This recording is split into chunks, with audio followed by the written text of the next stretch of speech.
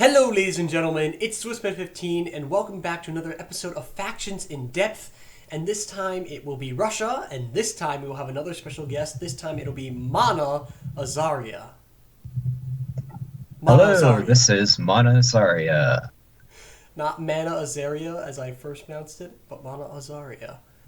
That's correct, right? Mana. Not Mana. He's not a potion stuff or some other crap. Alright, so we are here with Russia, a lovely Eastern faction, Eastern Orthodox, and definitely a Rush faction. So any opening statements that you have about Russia? It's an Eastern faction, therefore I play it. I play mainly Eastern factions. Russia's one of the ones I play mostly. I like its hybrid potential and that it can be played pretty well regardless of the era or what kind of game mode you're playing. And I like the colors too. Yeah, purple. Rock the purple. Yeah, it's a very versatile faction. Pretty much can be used anywhere, and even though it's not probably one of the, it's not the best by any means, but it is a fun faction to play. All right, so going into the cavalry units that we have here, we definitely will probably start with Sarsgaard, or as I actually typed it here, Garud. Anyway, Sarsgaard, the best cav they have, only 880 florins total, and probably one of the best melee cav in the game. I think it's only second to like the Royal Mamluks. Maybe sometimes Teutonic Knights if you get the charge off right on the initial charge. So what do you say about them, Sarsgaard? It's definitely really high tier heavy cav and good for its cost. It is definitely a close melee cav. It is not a charge cav. It's only got 5+ charge to its 14 attack.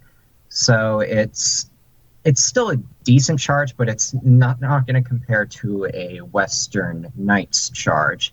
It's also a slow cavalry unit. I know that there are some cavalry units that have pretty good stats that are at least a bit faster. And heavy on armor, so it's not going to fall to non-armor piercing missiles very easily.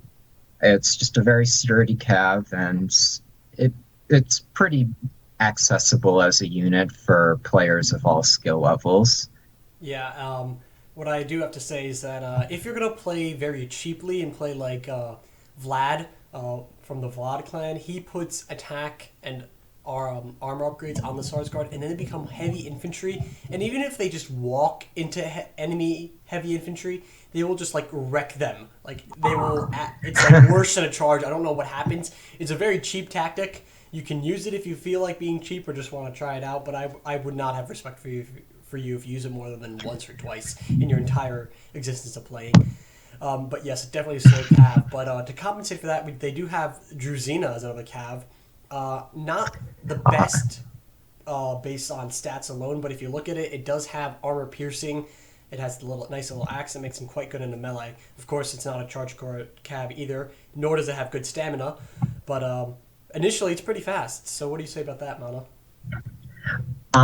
I definitely like the Druzina as a support cav. It's mid-speed. Its cost is decent given that it has an AP option. It still has good morale. It's 9. The Sarsgaard's 11, so it's decent there. And the defense is pretty good for what you're paying for. So I definitely could see it as a viable counterpart to the Sarsgaard if you want to go, if you're like maybe playing with higher cav rules and want a better melee force.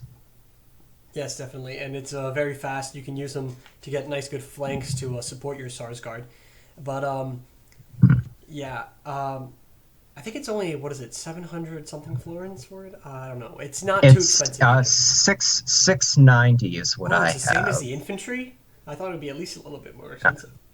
All right, it's the same price of it as itself dismounted, which is kind of strange.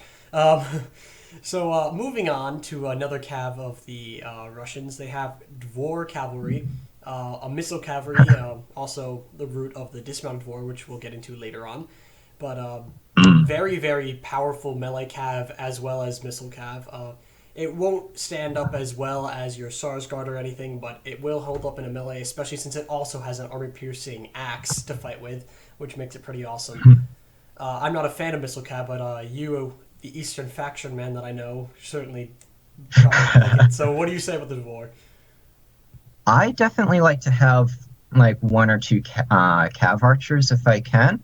The door cav is one of my favorite units because it is a hybrid. I play with a lot of hybrid units, so having both the 10 archer attack, which is actually pretty damn good even for a more hybridish horse archer. With AP options and 16 defense, still has 9 morale.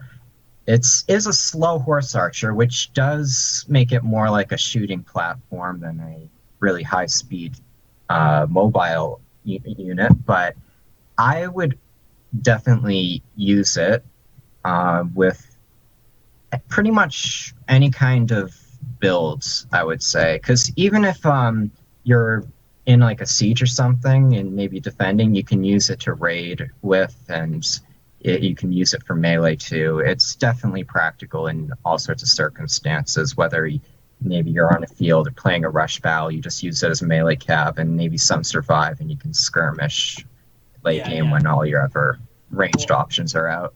definitely. That's pretty much Devore in a nutshell. And you did note how they are rather slow for missile cav. And if you don't really like the slow aspect of them, you can always get the Cossack cavalry, another missile cav that is very very strong for Russia. They have the fast moving trait, so they're one of the fastest cav in the game. Second or equal at least to like Stratiots or very something like that from the Byzantines. Very very strong cav. So definitely the same similar tactics except more hit and run style. I would say. Don't you agree?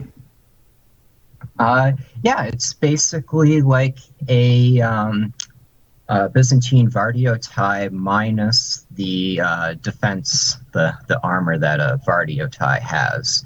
It's just a bit cheaper to compensate for that.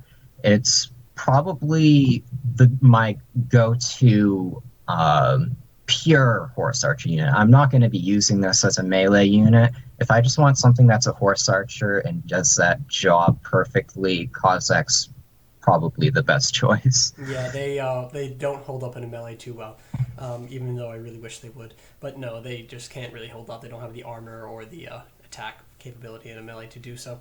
But moving on to the final skirmish cav that is very notable of Russia, at least they have tons of them. There are the Boyar Sons, a Jav cav, probably one of the best in the game, if not the best, with its armor and maybe a little second to Polish nobles, to be fair. But very, very versatile, and I think it doesn't have good morale, though. Is that correct? Um, it's 5 morale, so no, not that good. Yeah, rather unfortunate, but definitely very strong missile attack if you use them right. It's an earlier period unit, of course, so that's very useful. Very strong melee capabilities, as long as you make sure they don't get surrounded or beaten in a melee, then they will probably rout sooner than you would like.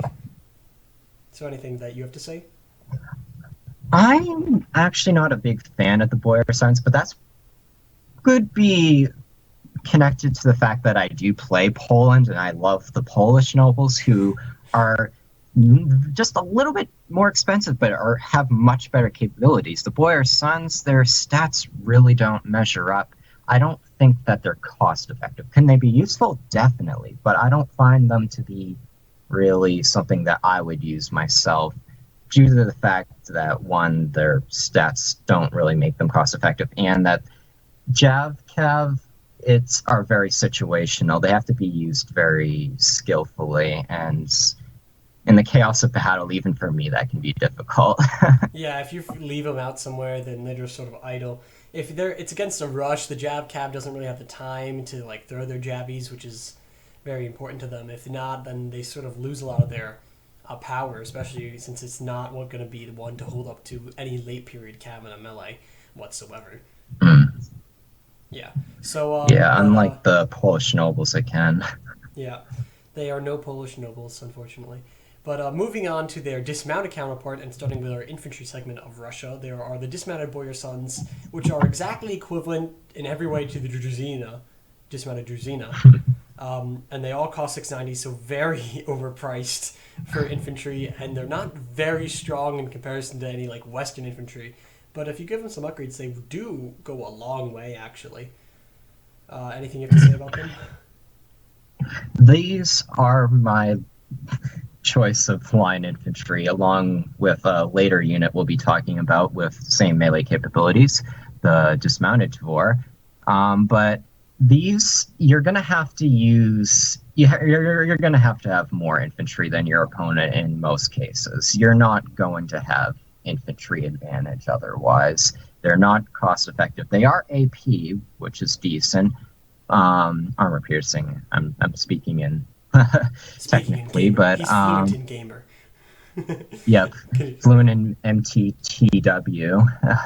But I always tend to use these as my solid infantry, my line. Yeah, to be fair, you don't really have many other options besides them. They're like the only capable infantry of the Russians, even though they are overpriced.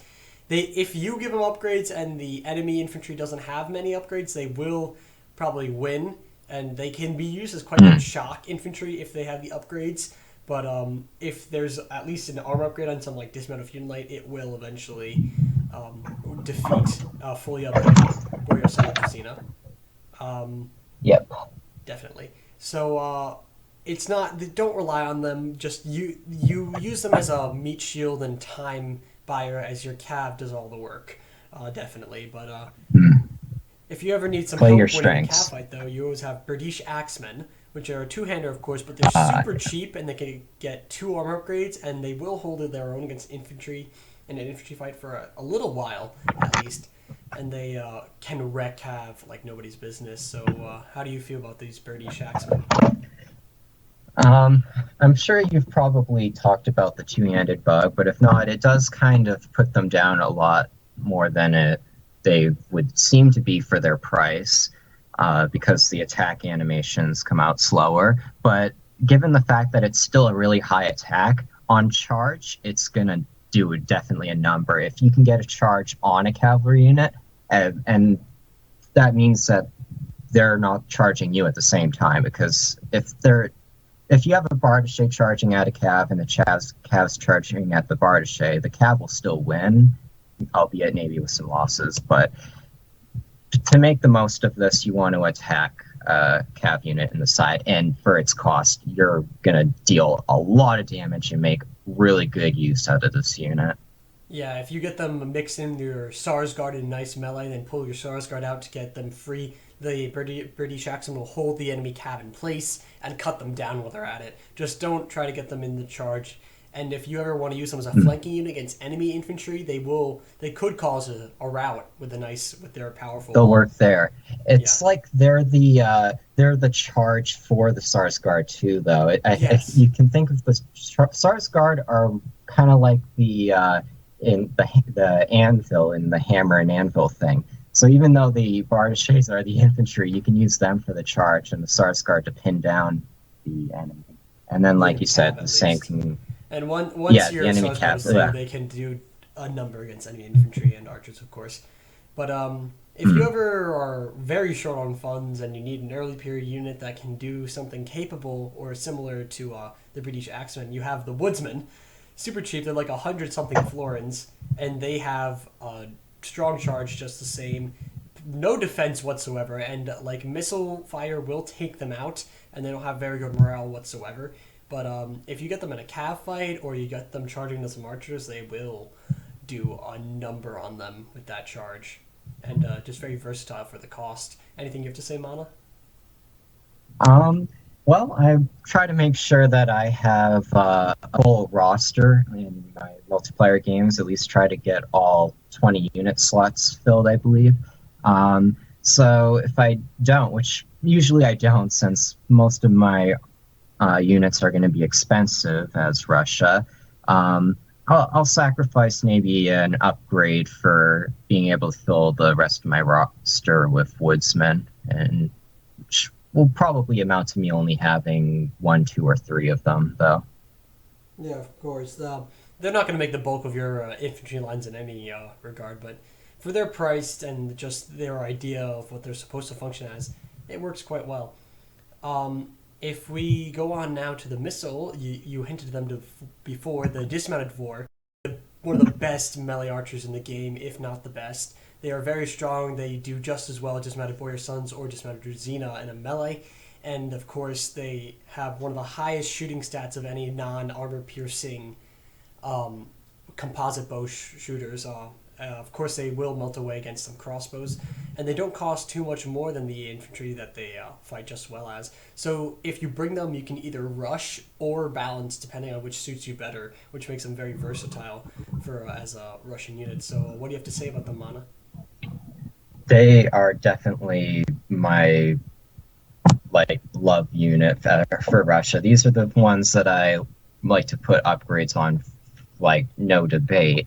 I have to use them usually as a rush. If, like you said, since they'd melt away against crossbows, if my opponents doesn't have crossbows, or maybe you didn't bring four, I can play the skirmish since they have really high missile attack, but they have the same melee stats as the Boyar Sons and the Druzina, so I'm going to use them in my rush attack and try to win the infantry fight with superior numbers. Well, usually. I would think if you're planning on rushing initially, it probably wouldn't be a good idea to bring the dismounted vor, because then it's just you're wasting 110 florins that you could have used on Boyar. Usually, usually I already have four of the Druzina and the Boyar Sons already. So then I have, yes. Yeah, I wouldn't just waste them. And usually I put them in the back so that they're not the first ones in the line, unless if I'm playing skirmish. Yeah. So they're very versatile. I like to use them when I play as Russia, since I usually have more cav or better quality cav than the enemy, that I can maybe use one of my Druzina to attack the enemy archers and then keep the balance line good and force the enemy to rush. In which case, if they rush, I still have a good chance of winning with my archers and everything. So very, very useful. But moving on to the final unit we're going to talk about that is very significant to Russia. Of course, it is very rarely seen in online battles since guns are banned, but the Cossack Musketeers. One of the best shooters in the game. They have attack of 17, awesome range, of course, and they do a number on anything that they shoot against, and they can flatten so many units in just a single volley. It's amazing. So, do you have any experience with these Cossack Musketeers? Not too much. I haven't been using them much since until basically I've started playing online games with you, since you do allow guns in quite a few of your games. I don't allow muskets. Yeah. Not recently, but in some of our earlier matches, I got to use them, and a lot of the ones that still had cannons and shit. So it was basically a late era kind of style game. But I definitely liked trying them out. I'm not really good with guns, though. Yeah, guns are they're a little bit iffy and meant to take a long time to reload and such, but still, it's a very, very versatile unit. Of course, we don't know much about it because not a lot of people get to use it. But if you ever have the chance to use them, I definitely recommend. It's a fun time. I got to use them once or twice, and I'm like, oh, these guys are awesome. It's just melting away other units, so they're very fun to use. But just moving on to the cost and balance of Russia. Personally, I would say that Russia as a rush faction is very cost-effective with the cheap cav. Of course, the infantry is overpriced, but the cav is rather cheap in comparison to Western cav. The Tsar's Guard cost 110 florins less than Teutonic Knights, and will beat them in a melee, conveniently enough. So, though the infantry costs a lot, the cav really goes for it, and it's definitely more of a rush faction in most regards. Won't handle most balances unless you play the Druzina route of taking out the enemy archers and then forcing your enemy to rush, which is also a dynamic to go. So what do you think about the cost and balance of Russia? It's definitely you're gonna usually have to play as a rush faction. Cost wise, I don't say it's the most cost effective. I'm not playing it because it's the best choice, but I think it's a really good choice still, nonetheless, out of the factions I play. And I definitely like how good the cab are for their prices. Uh, and overall, I would just say, even though it is usually relegated to being a rush faction due to Pavi's crossbows, it's still a really good hybrid, versatile faction. Yes, of course. So it's a very hybrid faction, but mostly I think in most cases use it for rush. In his siege, actually, they can go a long way using the Boyar Sun, not Boyar Suns, the dismounted Devoir, just to shoot because they can get the angle off since they have bows. Crossbows don't work as well in a siege, so they will go a long way, and then they can fight in a melee instead of Pavis that will just melt away after they use up their ammo. So very versatile, and they'll get you tons of kills. But moving on just to our final points and just concluding this episode up, I kind of have to mention that the General's Bodyguard available to Russia, they are very good in melee. They're better than any the Western General Bodyguards. They definitely outperform them, and the late period can do nice charges and still win the melee fight. So they don't necessarily need upgrades if you don't have the money. Generally, I don't really upgrade Russian cavalry because I just don't have the money available because I use it on infantry, maybe a few on my Druzina, but nothing on my Sars Guard. I just don't have the money available. And also, it's just a little bit overpowered to upgrade Sars Guards too much. But, Mana, any final points that you really have to get out about Russia? Russia is definitely fun in sieges, as you said before. I like to raid with Dwar. Sarsgaard, I guess going back to field battles, are probably what I would consider the tank of cavalry. They're not like necessarily the best, but they're strong. They're solid. They're just like a solid Hardy's the word you're piece of looking for. metal right there. Yes, hardy. Like you said, the general's bodyguard is really effective. I don't really particularly use them myself since I don't like small number units. But uh, I would definitely, I'm trying to say, Use your words, man. Your words. Yeah.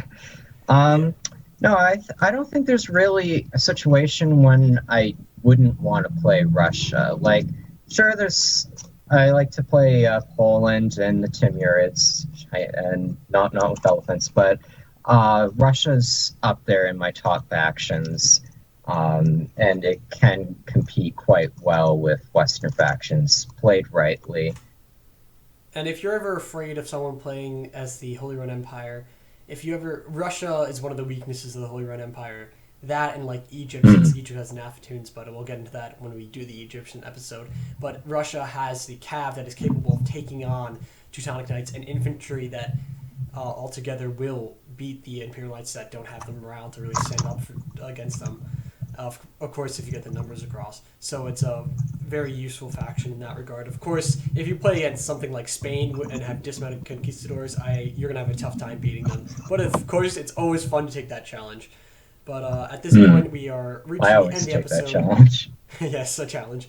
We're reaching the end of the episode, so I want to thank you all who watched. I want to thank you, Mana, who for joining me and contributing to this episode. So thank you very much. Great to be here. Invite me for the Timurids. The Timberids, of course.